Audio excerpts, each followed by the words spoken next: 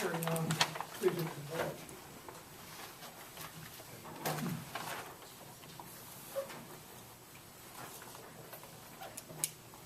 Mr. Garrett?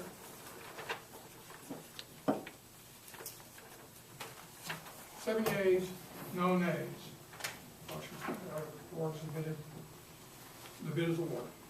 Next would be item number 3, award change in contract price to Southern Constructors Incorporated for wastewater system improvements to the Wood Pump Station rehabilitation in the amount of $14,867.83, bringing the total that should be contract price to $1,128,762.62. Does the city administrator wish to address? This change order allows us to install an additional light at each one of these pump station locations. This is necessary in order to allow personnel to go in and maintain the site and do repairs after dark. It's a safety concern, and we would recommend approval of the change order for $14,867. Thank you. Is there any questions for the city administrator? What was the total allotted for this project? We're still under budget. We're still in the- Any other questions for city administrator? Hearing none, Chair will entertain a motion to award the amount of $14,867.83 to Southern Constructors, bringing the total to $1,128,762.62. Do we have a motion?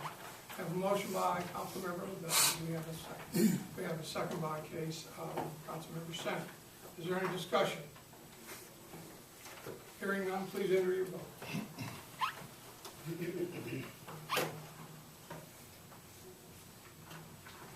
Seven yeas, no nays. The contract is awarded to Southern Constructors. The next portion of our meeting will be communications and/or petitions. This is the portion of the meeting devoted to hearing comments and items from the public. Usually, the council refers items received under this hearing to the city administrator for study and consideration at a later date. Items for city council agenda should be submitted by 4 p.m. Wednesday, 6 days in advance of regularly scheduled council meetings. Now, these comments are limited to 3 minutes. If you wish to address council, please come forward to the podium, state your name and address, and address your council or comments to council, please.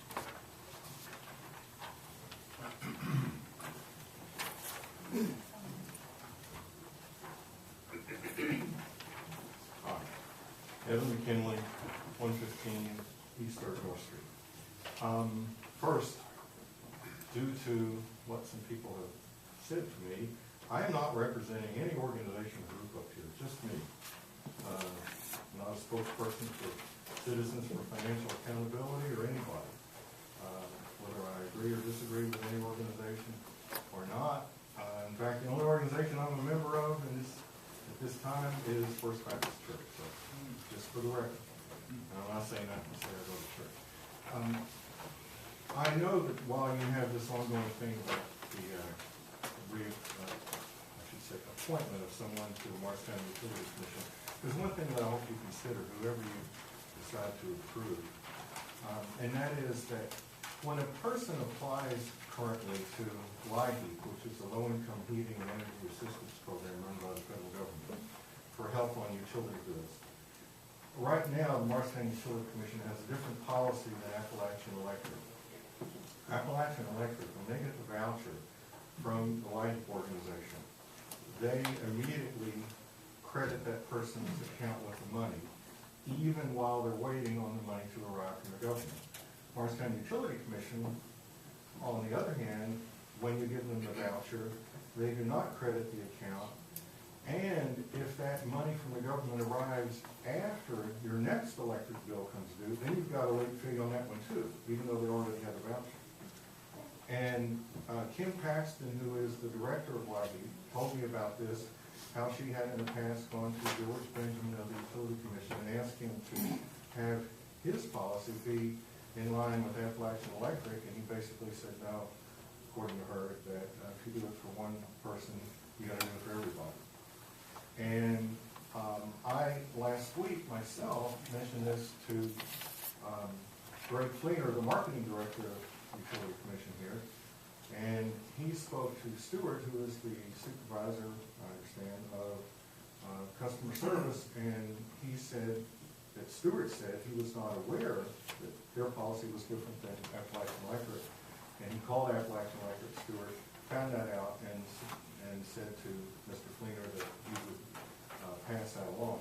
So I don't know what they're gonna do, but they haven't done anything in the past. And whoever you decide to vote on, yay, whenever that happens, I hope that you will see if they will make their policy in line with Appalachian Electric. Because basically, I think it's discriminatory to have one utility group apply the rules differently than another one. When it comes to government assistance to help people who are already in need of help, I don't think you should make them at risk for a future late charge.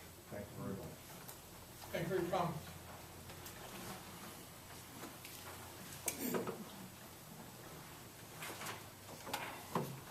Are there any other comments? Public.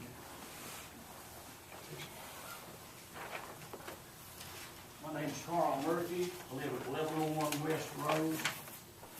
My subject is monthly garbage fee. I'm here to discuss another complaint. Call it a citizen's complaint made by Carl Murphy. City administrator and assistant city administrator knowingly started and continued billing me and other city residents for garbage pickup for 3 to 4 months while not billing other city residents, simply due to rushing to take our money before working out all the details as usual. Put it into works, we'll work it out later.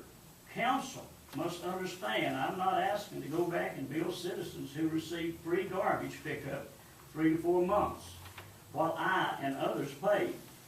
It's not their fault, it's caused by poor city planning.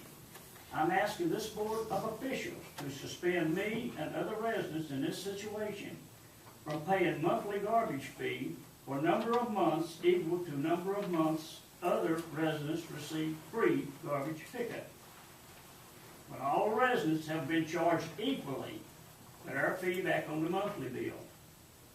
Someone here has been quoted publicly stating that there will be no chargeback, which I agree. Just treat all the residents fairly that are sacrificing to pay your wages.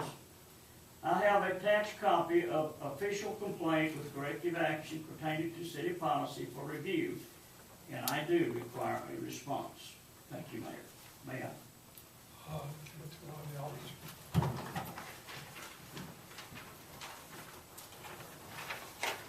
Just get this over there.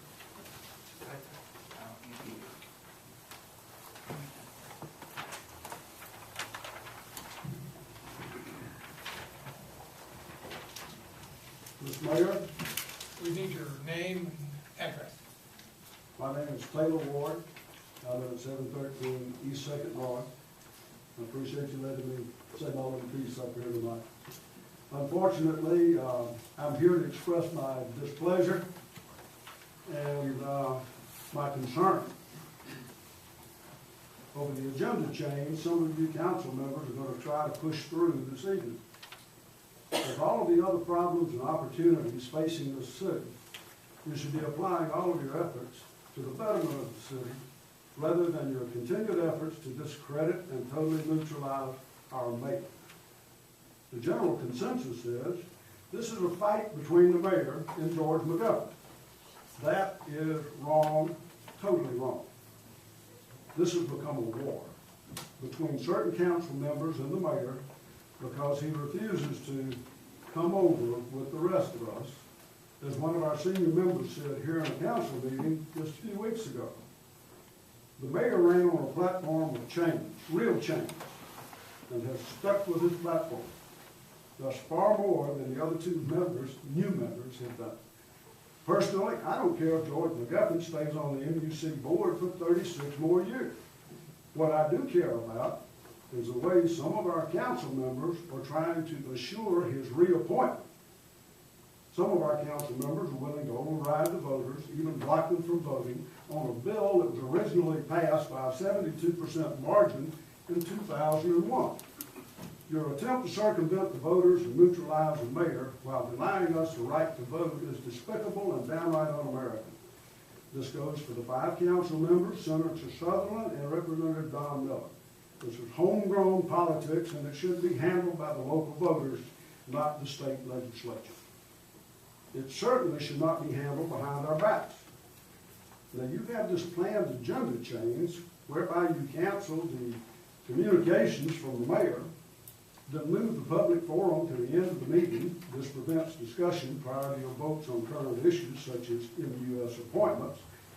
You want to cut our speaking time from 3 minutes to 2 minutes by any other name. This would be censorship. I prefer to call it good old boy politics.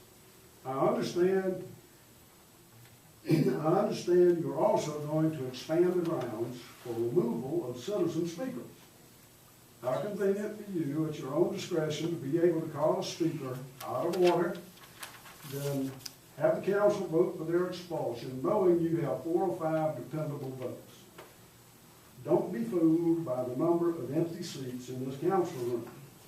The public is watching and hoping that you will someday remember who you actually represent. Thank you for your comments.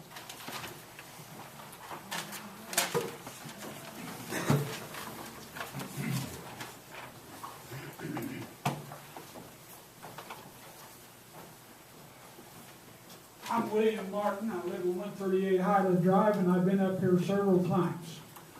But I would like to know, is this city council supposed to be for the city, or is it supposed to be for one man? Now, I understand you've been fighting and nominating everybody, and there's a certain block in here that will not vote any way but negative. Now, I think it's about time that they became a citizen of the council and voted for the good. I'm getting tired of coming to the meetings and always having them vote no against you. Maybe you ought to nominate Mickey Mouse. Maybe you would get something done then. Goodbye. Thank you for your comment.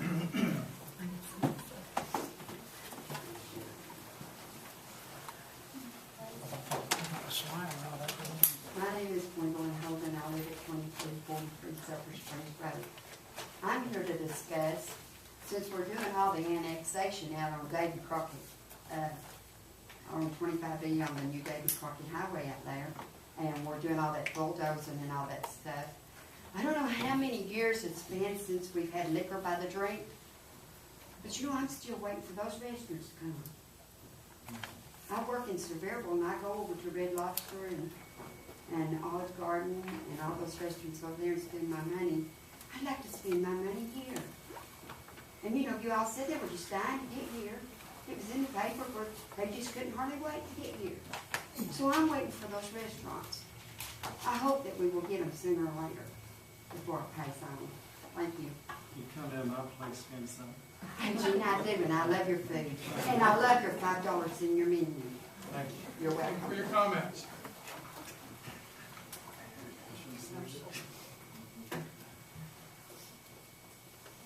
Are there any other comments? My name is Joe Jarvis. I live 520 Windridge Lane, and I think that the 5 are doing a commendable job. Thank you. Thank you for your comment. Are there any other comments?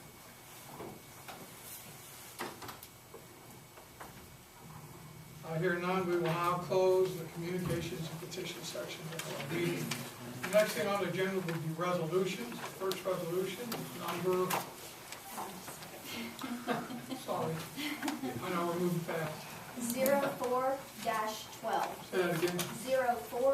04-12. 04-12, resolution number 04-12.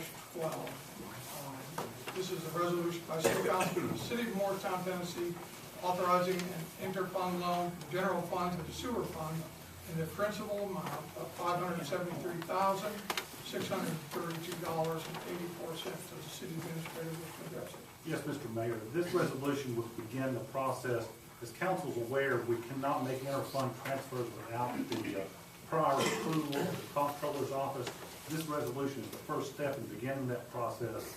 I'll explain later during the workshop the reasons we need to be prepared to do this and seek approval from the comptroller's office. But this is an effort to properly transfer money and make an interfund loan from general fund to sewer fund, and we would seek approval from the comptroller before executing the loan. Are there any questions of the city administrator from council members? Hearing none at this time, Chair would entertain a motion to pass resolution number 0412. You'll get the motion. We have a motion from Councilmember Jinks. We have a second from Councilmember LaBelle. Is there any discussion by council? Mayor, just a question of the administrator. That money would be set aside and then returned to whatever fund should it not be needed. That's correct. We will not execute the loan that is not needed, it is not approved. If it were not to be done, we simply wouldn't execute the loan. If it is executed, it would be repaid over a period of 3 years. Do we not have any rainy day fund money in that sewer? We have some money in the sewer fund, but not enough to meet the needs of the act.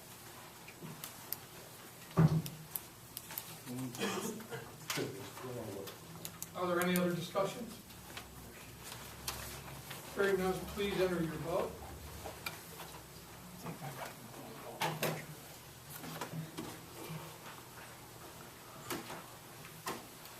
Seven yeas, no nays. Resolution passed.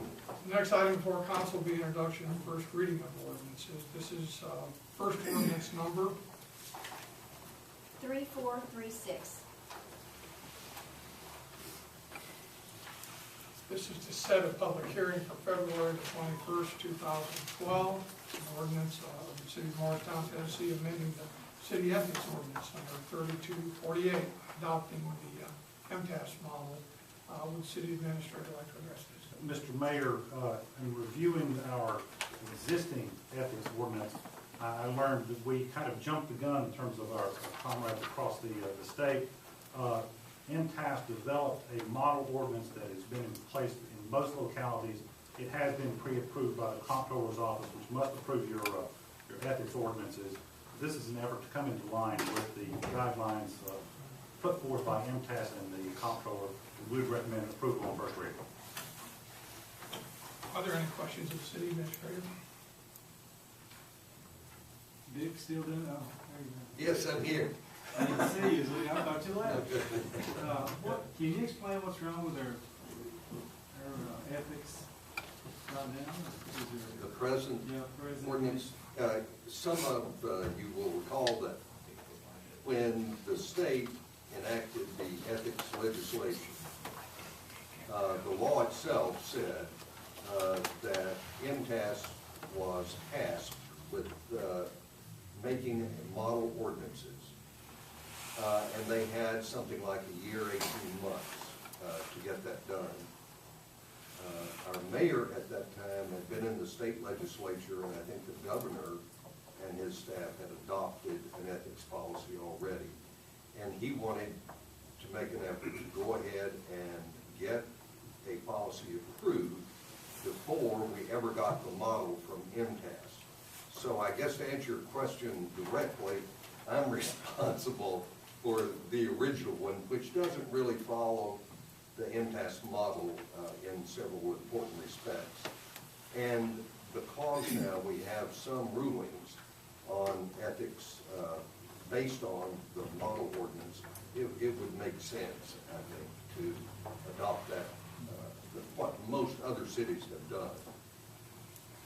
The MUC, for example, agreed to wait until those models were promulgated, and after that was done, then they adopted the MTS model. You know I have an ethics complaint against an employee. Will that Yes. fall under what we passed tonight? I think it will facilitate getting that resolved. Thank you. Are there any other questions of council? Hearing none, Chair will entertain a motion to set a public hearing for February 21st, 2012 for ordinance number 3436. I make that motion. We have a motion by Councilmember LaBelle, We have a second by Councilmember Garrett. Would you